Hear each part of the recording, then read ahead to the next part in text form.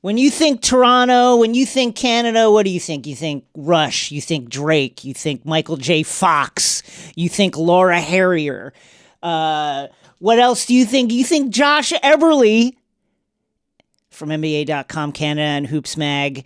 Josh Eberley is joining us to talk about the Toronto Raptors who said, that's far enough, Philly. Stop it. Josh, welcome to Takeline. Your thoughts on this series thus far?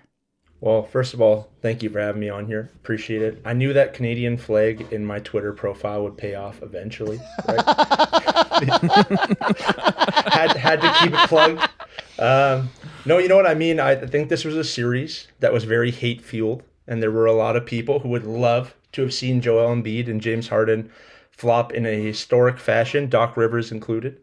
And it hasn't been the case. Yeah. This team has a rapport. You know, they have a history of being scrappy and fighting hard, and you saw that in Game 4. And similar to Towns last night, great on Pascal coming out, answering the bell, having that kind of a game after all the criticism that was being levied his way after losing Fred in that game. You expect nothing less from a Nick Nurse team. But at this point, I think you look at the talent disparity. And if Tobias Harris is going to be a positive factor for the Philadelphia 76ers, like that's the nail right there. Well, but Josh, I agree with everything you just said. But Joel Embiid has this torn ligament in his thumb, right? Or Sure. some kind of damaged ligament in his thumb. Yeah. It's James Harden. It's Doc Rivers. It is the Sixers. I'm just saying, if anybody, I'm not asking you to predict it, but if anybody was going to blow a 3-0 lead for the first time in NBA history, maybe this will sound stupid Monday night, but it would be them, right? Also, series at 3-1, I feel like you guys got them right where you want them. That's right where you want them. You know what? I think I did. Maybe it was you who tweeted. Somebody tweeted out, if you were going to cast a movie about a 3-0 lead being blown, you would start with James Harden. Yeah, and I can't lie, it's true. But on the other end of that, you look maybe Kevin Durant and Kyrie Irving. If you wanted to cast two guys to dig yourself out of that hole, you know what? Toronto felt like a team this year that really found something within themselves. Fred was playing his best basketball. Pascal was making a case that maybe he could be more than that, supplementary co-star. Scottie, obviously rookie of the year, huge surge. They're a really good team, but I still don't think they're there. And despite the James Harden fall off and Joel Embiid's thumb and, some suspect officiating that, foul play on the foul play. Yes. Say it, Josh. Say it. Say it. They're dirty, aren't they? They're on the take, aren't they, Josh? Do what Taylor Jenkins did. Call them arrogant. Call them arrogant refs. Netflix dropping their news about the Donaghy special a day after that Raptors game. My God. Coincidence? I don't know, boys. Let's talk about that, okay? Because one of the notable things about this series was I think it was for a lot of people that watched the NBA and opine about the NBA. It was the series that people kind of circled as watch out for this one as a potential upset. Jason, I picked the Raptors in 5. A lot of people listen. You're not alone. You're not alone. I had the Raptors. I thought it would go 7, and I had Raptors at 7, but I thought it would be close. I think a lot of people looked at some of the kind of underlying factors, the fact that Matisse Thybulle wouldn't be available in Toronto.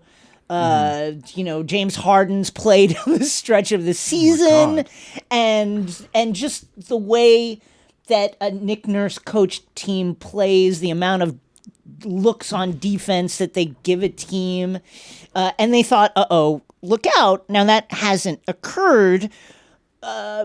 One, let me ask you, why hasn't? What do you think happened here, and what did we all get wrong, Josh?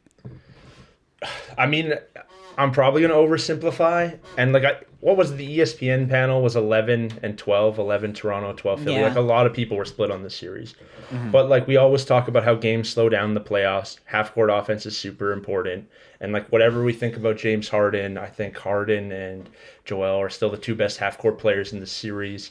And then Maxey's been incredible. I mean, yes, yesterday wasn't his best game, but Maxey's putting himself into like that star conversation. And I'm going to keep mentioning Tobias Harris because Sixers fans were ready to beg this guy and send him to any other place in the world. Anybody. Anyone. For years now. He can't miss. Just so, like, get his ass in Sacramento right now. Like, we're done with him. Things have gone right for them, and like Scottie's got hurt, Fred's got hurt. I'm not saying it's a different series. I'm not going to do the what if isms, but like it truly hasn't been Toronto at full strength here either. Yeah, because I think at least in like the Scottie injury, right? Because I'm huge on Scottie. Like I actually here's an exclusive for you, Jason. I love it. First on Takeline. I changed my vote last minute to Scottie Barnes for Rookie of the Year. Official ballot right there. How about that? Yeah. They might want to give you the keys. Too. They'd give you the keys to Toronto for that right now. I think, like right now. Yeah, that was my whole reasoning for it. It was just like, what can I get out of Toronto? No, but I do think, and I think like Sixers fans are going to laugh at that idea, or like it just any random NBA fan is going to laugh at that. But like Scottie is like really important to what they do. He's not the best player. He's not even the second best player, but like having a guy that does what he does unlock a lot of things on both ends of the floor. So not having him was pretty big. Yeah, absolutely. And it's crazy to think too. I was looking back that Jalen Suggs comment, which I really believed him, pre-draft last year when he was like, "You're going to regret it if you don't take me." And I was like, I believe him. Like the way he was playing, I believe him. But credit to Masai because Scottie, like the way that he played this year all the way through, but especially the last couple of months to even be talked about as such a key factor in a series with Harden and Embiid. And wow, hell of a pick. Okay, let's talk about the officiating. Joel Embiid notably sidled over to Nick Nurse and was like, stop whining about the fouls. Then Joel Embiid, after the last game, a stirring Raptors victory in which they dug down deep and did all the defensive things we were expecting them to do over the course of the series. They did it.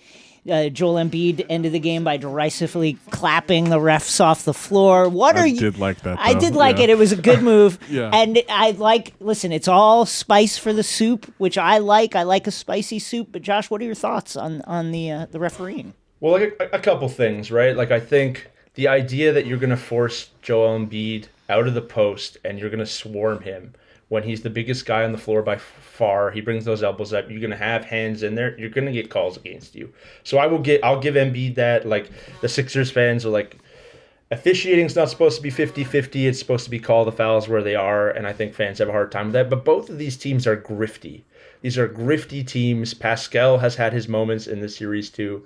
But like the hypocrisy and lack of awareness from Embiid was very delicious. I can't lie. Like the whole quit it, Nurse. Let's not talk about that. Clapping at the fit, and then he did the very famous "I'm not going to talk about this, but I'm going to talk about this" moment. In his press I do it all the time. Every time. I similarly do that too.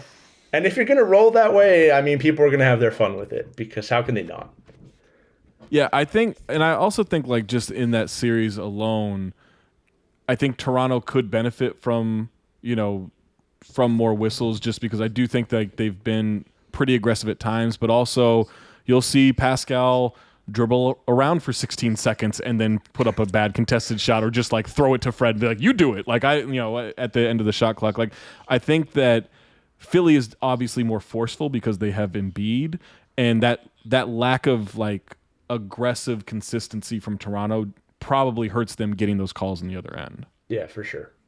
And I like the reality is, I don't know if it held, but the first 15 games or so they were together, it was like the most fouls ever accumulated by two players on the same team at the same time. Like, I don't know how the script was going to flip for the playoffs. Like, it was hopeful, but it wasn't realistic. So, this team's, the Raptors, their half-court offensive struggles have been, talked about all season, I think. That is just, it's a nut they're not going to be able to crack this series. But going forward, going into next season, what are some of the things you think that the Raptors are going to try to do to just kind of, raise their ceiling?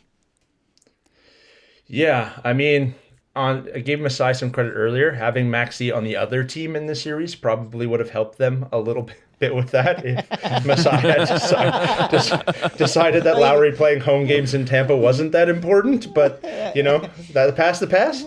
I think for Scottie and OG, like just the next steps for them as being the on-ball creators. Like Scottie's done a little bit more this year. There was a lot of hope for OG coming into the season. I felt like he was an NBA Twitter darling outside of Toronto. Obviously missed a lot of time with injury, but like, does he have that next level as being a dribble drive guy, or is he going to remain like the defensive Swiss Army knife, open step back shooter? I think if OG has that next layer, or if Scottie continues to improve, like that's sort of their answer. But this might still be a team that has 4 amazing secondary, tertiary players in need of, that primary creator. As great as Fred is, the size, and so maybe that's something they're still looking at in the trade. I was big on Precious Achiuwa when he came out, and then I really liked his rookie year with Miami, and knew kind of what their plans were for him. Like I think they looked at him as like not the next Bam Adebayo, but a guy who could do some similar stuff. And then he gets moved to Toronto, obviously, and you've seen him progress throughout the year, but before the season was over, it might even have been that game against Philadelphia. He brought the ball up the floor and took a 3 in transition without ever looking to pass, and he hit it. And I just remember, like, I immediately flashed to Andrew Bynum and was just like, "What the hell is he doing? Oh my God! I feel like he kind of has this now." Like, do you think that Precious is maybe not as big a part moving forward as someone like Scottie, but like he's a pretty important piece? I feel like to their future. I think he's really slotted in well, and I don't know, maybe you guys see something different, but like I don't know how much further the ceiling is, or like how much they would run for him, but like his ability to stick in all sorts of sets and be a floor spacer has certainly like increased how viable he will be in a bigger role moving forward. So I definitely think he's turned out to be a good find. He's not Maxey, but he's been a good player. Yeah. Yeah. I'm a little hung up. If you can. Do you want to just give a dump letter to Tyrese Maxey right now? Like I feel like I'm with you. We can pen it together. Like he's I know, right? We could try. Yeah. There was that game last year where everyone in Philly was out. Like it was like Reed and Isaiah Joe and Maxey and like Mark Wahlberg's Joe sounds like such a character. fake player. It really does. It sounds like when you let your 2K like run into like 2045, and then They were doing like open tryouts, man. Mark Wahlberg's character from Invincible was on the floor, I think. But like Maxey went for like 30-something points in that game, and Denver had no idea what to do with them, and it was just like one of those moments where you're like, wow, this kid is really special, and everyone can see this. Like my grandma's watching the game, she can tell this kid has it. And then to see that game and be like, you know what, we're going to hold on Lowry, and we're not going to trade for Maxey because we really want Thibault in the deal. It's just always going to rub me in a bad way. Yeah. But that, thank you for letting me air that out on Takeline. Man, after all Masai has done for this organization, it's like the guy he can't win. All right, Josh, pass on Tyrese Maxey. Get him out of here. Yeah. I know. I'm still angry about the way he has swindled my New York Knickerbockers over the years. It's painful. Anyway, we'll move on. Josh, there's been, in seemingly every series, and to seemingly every contender, there has been a notable injury. So things are really in flux right now. A world in which we watch the Celtics and the Warriors square off for a finals matchup seems like a very real world that could appear to us. What are give us your predictions for Eastern Conference Finals, Western Conference Finals, and Finals? Yeah, I think with the Middleton injury, that is going to swing me Boston's way. I think Boston is going to go against Philly. The Lowry injury obviously is another significant bump to Miami, whether he's out there or not. These things linger. I think Philly, everyone's going to hate. I think it'll be delicious. Like everyone will hate Philly going into the conference finals as they just get hacked all the way. But I think Boston, Philly, and I still think Golden State, Phoenix, and hopefully Devin Booker can get back out there. Paul can keep the ship steady through this series, and then Booker can get back, because I would genuinely feel terrible for the Suns and Chris Paul if Booker wasn't able to go. Like what a terrible run of luck. I agree. They were my pick early in the season to go all the way, and I think that they can win. I think they can beat the Pelicans without Booker, but I don't think they could go all the way. He is Josh Eberley of NBA.com Canada and Hoops Mag. Josh, It's been wonderful having you here, man. Good luck. Free Tyrese Maxey. Free Tyrese Maxey. Congratulations on having such a fun team. Nick Nurse forever. All right. Appreciate it, boys. Thank you very much. Thanks, Josh.